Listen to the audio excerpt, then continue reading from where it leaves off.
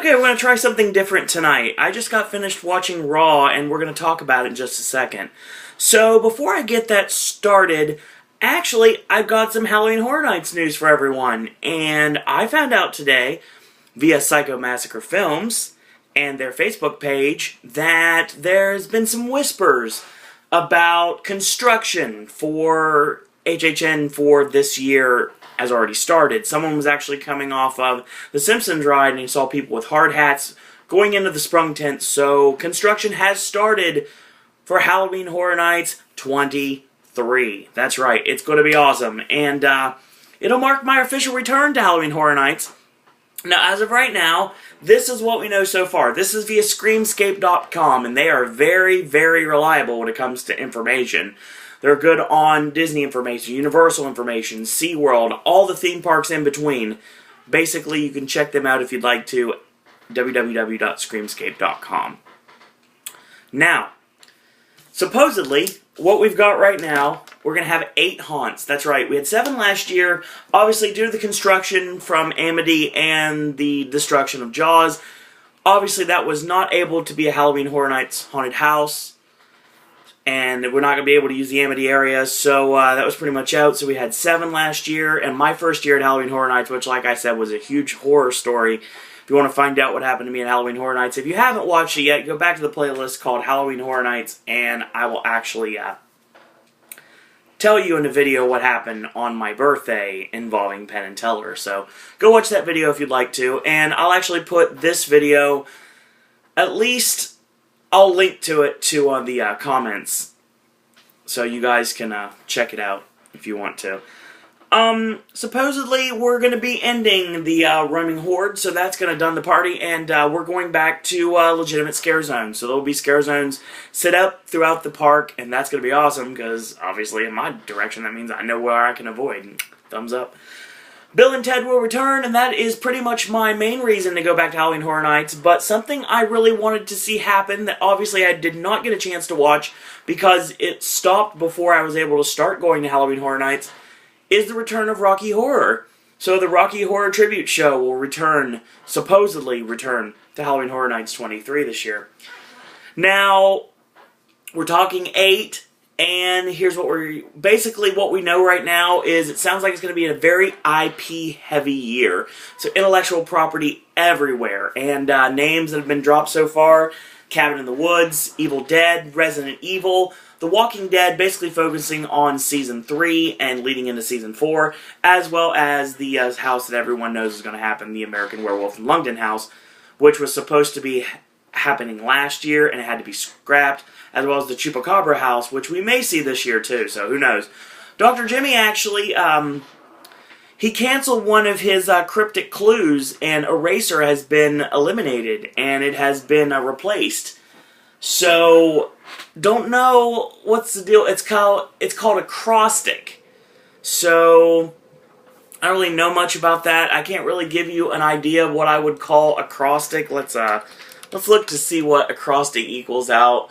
Acrostic is, in all essence, basically freeform writing. I mean, that could be American Horror Story, guys. It's very possible. That could equal out to American Horror Story. It's very possible. And I don't think we're going to get another Edgar Allan Poe house, but it's also lays the groundwork for something that we've wanted for a long time, and that is a legitimate Stephen King house. So I think that there's a possibility of possibly getting a Stephen King house this year. And, you know, acrostic may actually be leading up to it. So, that's just my predictions on that. So, I am going to Halloween Horror Nights this year on 2 occasions. Actually, there is an annual pass holder deal where you can get the first 3 Fridays for... Last year it was about $37. And this year I don't know if the price will go up. I'm guessing it'll go up a little bit because obviously we just saw a raise in Universal's prices.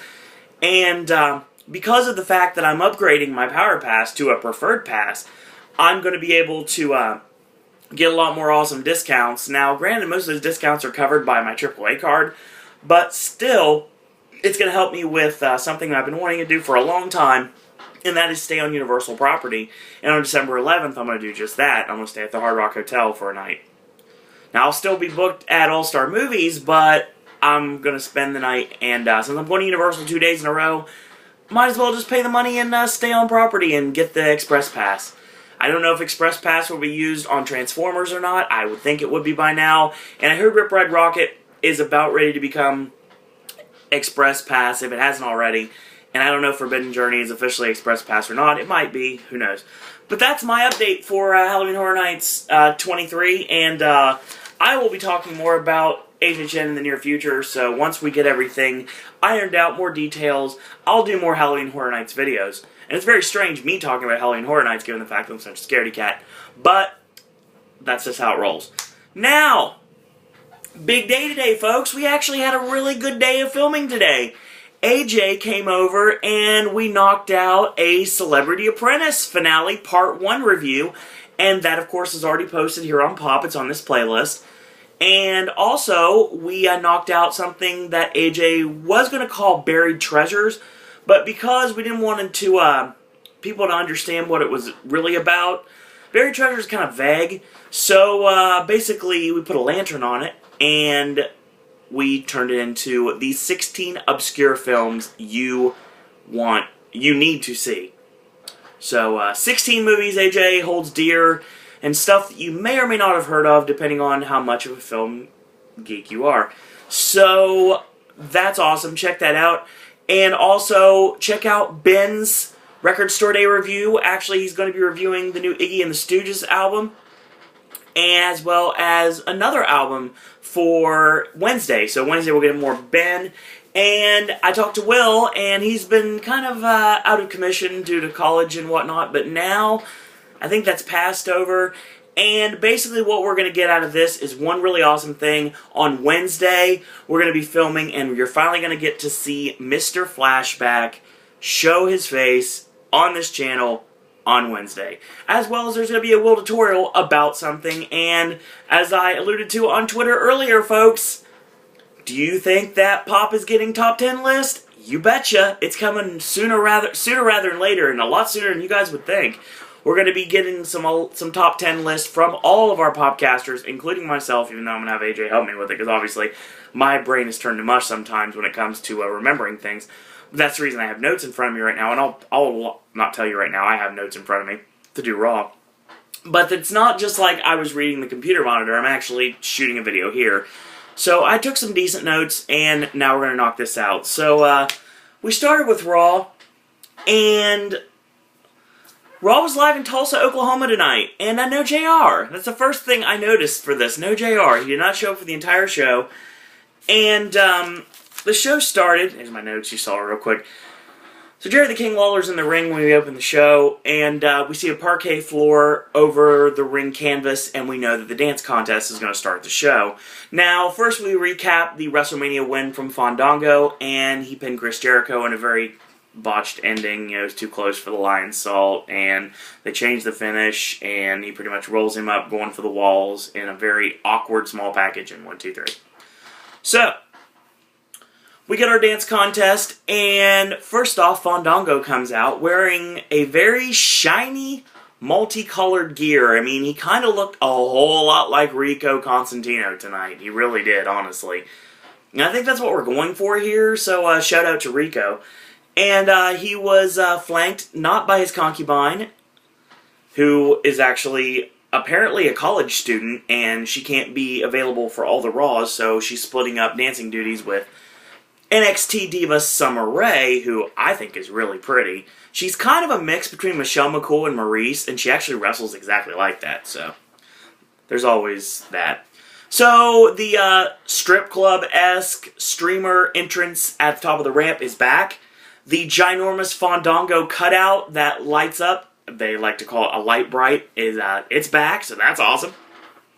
Fandango got a very heel reaction tonight, and that works, because if they want to continue to make him a heel, and they don't want him to turn over to be a babyface, they need to do stuff like this. So that's fine and all to put him over, but doing the Fandango, and I've done it, I mean, I did it on Raw in Columbus, and you probably saw me on video doing it. But basically, the random thing I want to talk about is this. So Jericho is on Twitter, and he gets a ringer, if you will. He gets somebody from Dancing with the Stars. Apparently, she danced with George Hamilton, Lawrence Taylor, Evander Holyfield, as well as now she's helping with the choreography for various Broadway shows. And kind of like The Great Gatsby meets Burlesque, as pretty much how either JBL or Michael Cole put it. I don't remember exactly who said it off the top of my head. And her name, and I'm going to butcher the daylights out of this, and I'm sorry for this up front, is Edyta Slawinska. And she comes out, and she dances, and of course, well, she's not dancing really, she just comes out, and she's dressed like an Amazon. Like taking Amazon pictures on an Amazon. She's not ginormously tall. But she comes out, and Jerry Lawler immediately talks to the fact that last time Fandango lost to the Great Khali in a dance contest, at the Raw I was at in Columbus. And that is BS. Because I was there live, and I can tell you, other than Will, and he will tell me to mention this every single time, everyone was cheering for Fandango. They really were. And Will can deny it all he wants. I'm sure he will. Pun not intended. But he did. And everyone was cheering for him, and they still gave Khali the win. Basically, Fandango wants everyone to respect his performance as an artist, although you may not like him. Well, Jericho gets on the mic and says, you know, I've done this before. I am the champion when it comes to musical chairs, and as well as the person who won the Price is Raw, even besting the brains of Bob Barker, which, by the way, for a fun little fact that you guys didn't know, is the third word I said as a child. Actually, my words in this order: Mama liked Bob Barker. And that is no lie. You can ask anyone in my family and they will tell you that I'm telling the truth. So, basically, he says, furthermore, that he's going to create a new dance sensation. I just kicked your jackass all over this ring. So, Fandango goes first, and he doesn't dance the first time. He's not really getting cold feet, he just kind of stand there drinking in the booze. So he gets on the mic and says, I can't concentrate. I need some silence, and I have to focus. And he finally dances the second time, and Summer Rae trips, and apparently twists her ankle. So Fandango's like, stop joking around, you're useless, Summer. And Jericho even looks down to check over on her, and then all of a sudden, Fandango nails him from behind with a huge Yakuza kick, the grounded punches, and whips Jericho on the outside into the barricade, into the steel steps. So that's how we end this. He gets back in the ring, he goes to dance, he gets right up in Summer Rae's face. She jumps up to her feet and made a miraculous recovery. It was all work! And it worked to the fullest of their capabilities because Jericho fell for it. And you know what? I'm going to say right now, my first prediction for Extreme Rules, Fandango is going to win on Sunday night. And he needs to win if you're going to keep building this character. We get our first match of the evening with Ryback against Zack Ryder. First thing I'm going to say, I think WWE is watching these videos. I really do. Because, first off, we had said Michael Cole a couple weeks ago in commentary stole my spun him like a top line. And tonight, they do something completely different. The Feed Me More garbage on the beginning of Ryback's theme is gone. He's not doing the wake up at the very beginning. I mean, Feed Me More is still there, but it doesn't start the theme. I think if you completely take it out, 100%, that further illustrates the fact that Ryback is a heel now. So Ryder's out, he's got brand new long tights. I mean, they're still the Long Island IZ style, and they still like the purple and the silver. They're very, very reminiscent of the last tights that Kurt Hawkins was wearing, his former tag team partner. So that was pretty cool. So the match is pretty squash-rific. So Ryder tries to get a little bit of offense, and Ryback laughs in his face, nails the mean hook, shell shock, 1, 2, 3. So Ryback rules. And just like he said on Twitter, it's not because of O'Doyle, because O'Doyle let him have the copyright, so that's awesome. So, up next we got a tag team match with the Primetime Players, who I very much appreciate. No Days Off, Darren Young, and the Real Deal, Titus O'Neil. So, they're going to face off against Tons of Funk, and as I learned via Todd in the Shadows this week, Tons of Fun is the original name of the Weather Girls, the people that did the one-hit wonder It's Raining Men. So I found that out, and it's very interesting. So tons of funk are in here, and right away, right off the top, Sweet Tea hits the Flash Fury style cannonball in the corner. Brodus gets tagged in, hits the Sheeplex and the Avalanche, going for the big splash. D. Young pulls out the Fro pick out of nowhere, jabs him in the throat with it. Titus rolls him up, hooks the tights, 1, 2, 3. So,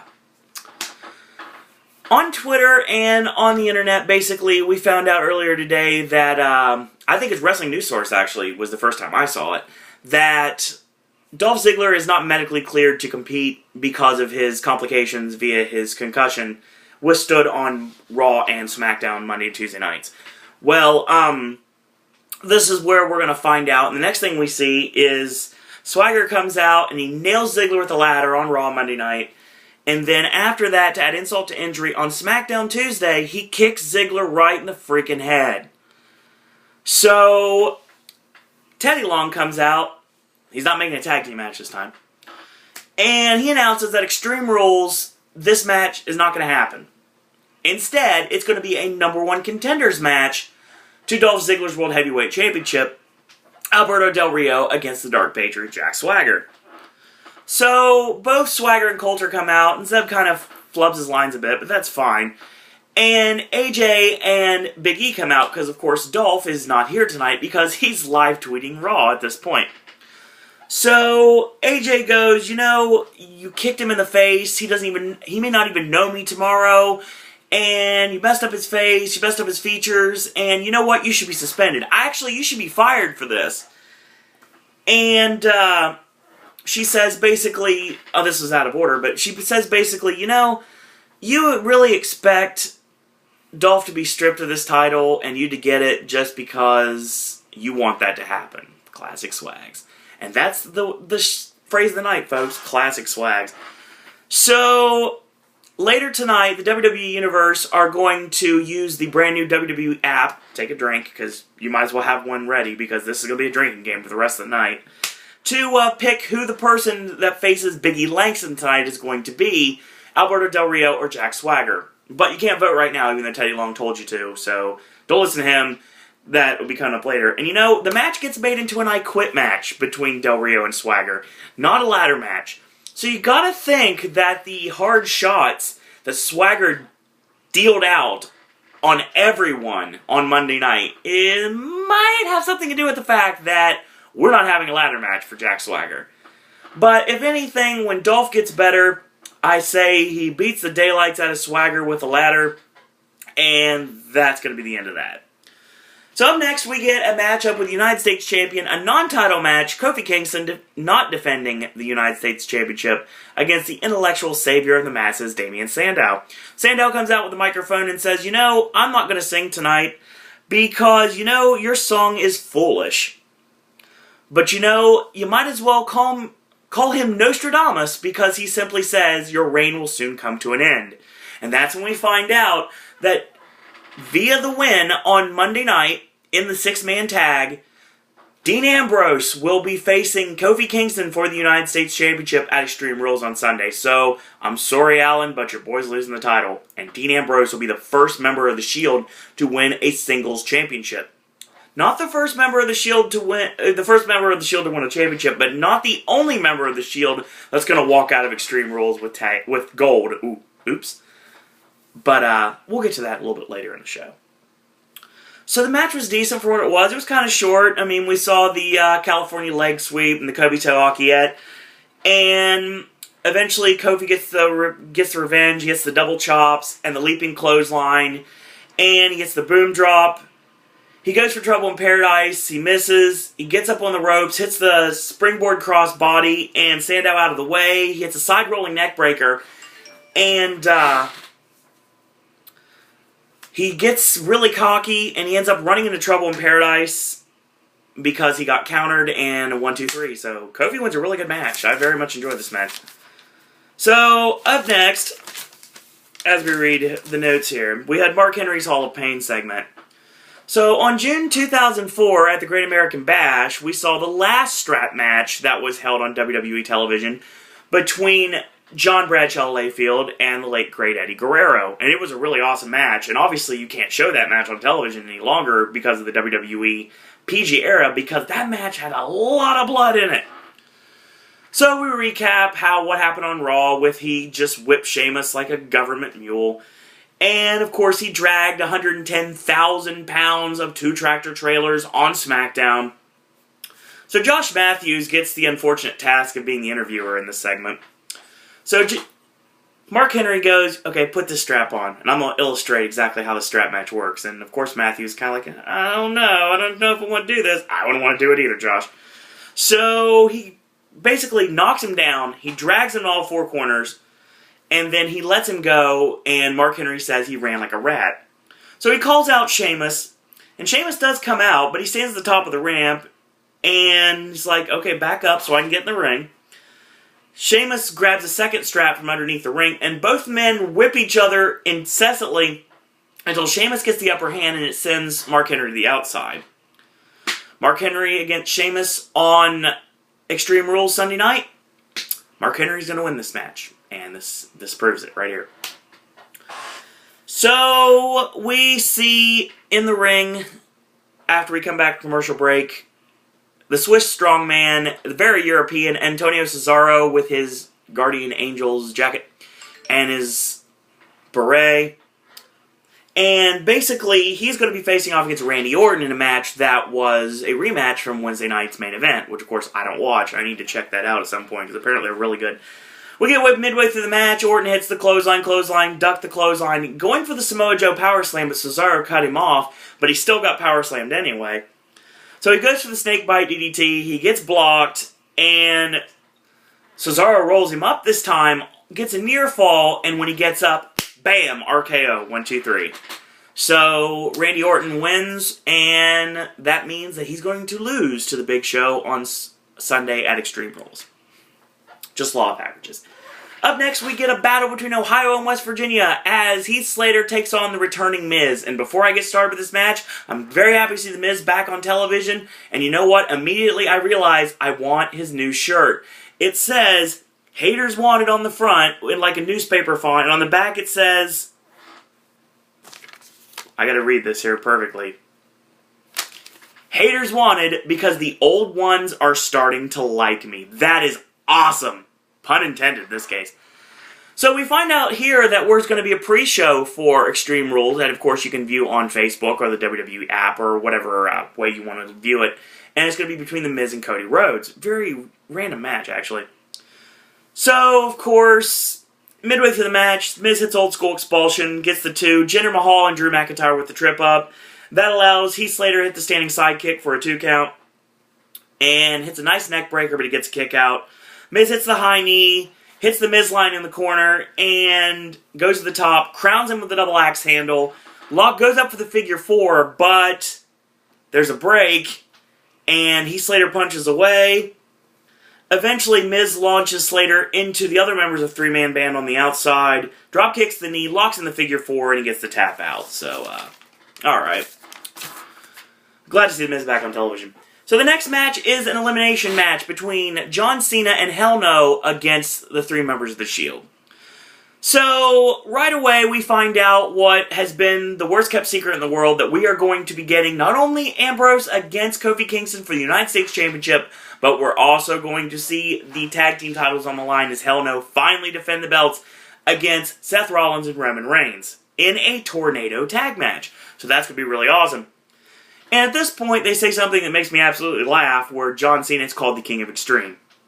Paul Heyman is on your roster. He has to understand that's stupidly funny.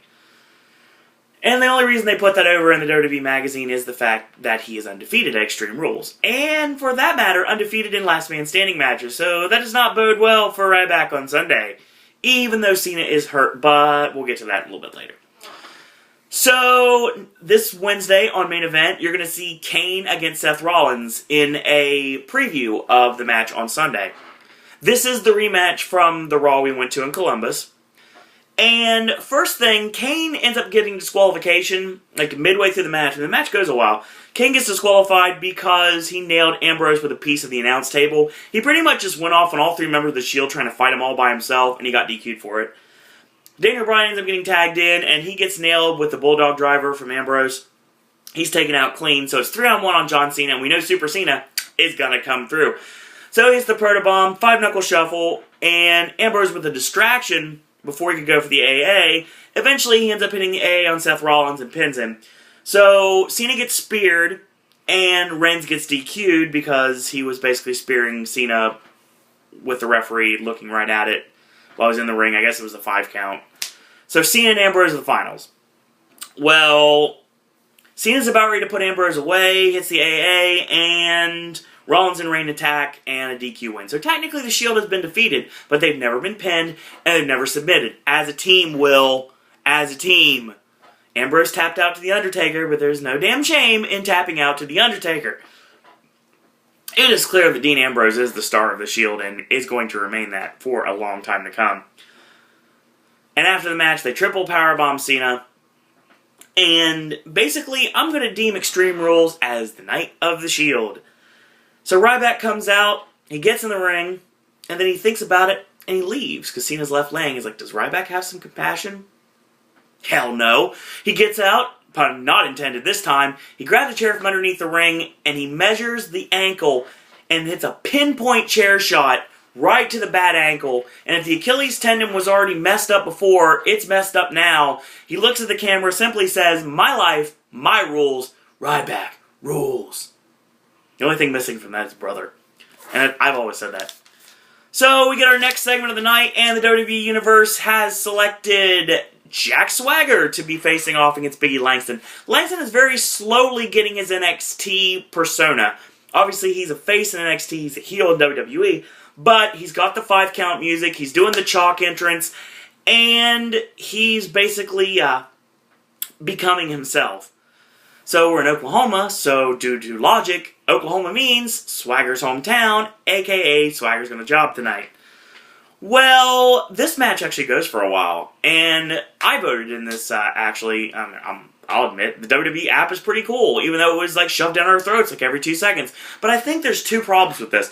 Number 1, you don't want to shove things down people's throats all the time. Number 2, don't you think the ad revenue is going to be kind of low due to the fact that you're basically telling people to watch your app and not watch the paid-for commercials? That makes no sense whatsoever from one perspective, but makes total sense on another perspective. Interesting move, WWE. Interesting. So the match is awesome, and actually showcased Big E pretty well, and they actually had a really good match, and I actually watched the stuff on the app when it said to go, they went to commercial. I actually watched the stuff on the app, and you know, honestly, with my iPod Touch, 4th generation, it actually worked pretty well, and because I have awesome Wi-Fi here, but still, I mean, it worked really well. It looked just like I was watching on television. So, basically, midway through the match, like, we get towards the end, locks in the Patriot Lock, and Langston gets the ropes, causes the break. Eventually, he tosses Swagger into the barricade. He goes to charge again, and basically he ducks, and Swagger, like, moves out of the way. He ducks, I said it twice. And Big E goes over the barricade, lands on the concrete. Swagger rolls in, beats the 10 count, and wins the match via countout. So after the match is over, basically, there you go. Alberto Del Rio comes out, and he goes for the attack, but it's kind of thwarted immediately. Swagger locks on the Patriot Lock, and Ricardo breaks it up with his incessant bucket. ADR ends up getting the cross arm breaker on. Biggie Langston Pro Harbors him from behind, and eventually ADR clothesline Swags over the top rope, and that basically tells me right now Jack Swagger is going to make Alberto Del Rio one way or another say I quit on Sunday. So, that's what I think's going to happen. Then we got, WWE app showed us that the Divas Champion Caitlyn, as well as the Bella Twins, in our Juliet Danielle segment of the evening, are going to watch a match between Natalya, who's finally in in-ring competition, against AJ Lee. And you know, in this match, actually it was pretty, one-sided. Natty just, ragdolled AJ the whole match. And, During the match, obviously, Caitlyn got another gift from her secret admirer, and they talked about that for a while the match was in the ring, and the match was awesome. If you get a chance to check it out, go ahead, do so. Well, AJ ends up locking on an octopus, and an octopus submission hold. It looked absolutely awesome, and tapped out Natty. So AJ wins via tap out, and of course we're building for her and Caitlyn to face off, probably at Payback, if I had to guess, maybe? Or I think it's the next pay-per-view. I don't know anymore what the next pay-per-view is, sorry. But the next pay-per-view, I think it's Payback, but I might be wrong. So I'm saying I might be wrong, so you can't call me out for being wrong if I am wrong. So we get to our final segment of the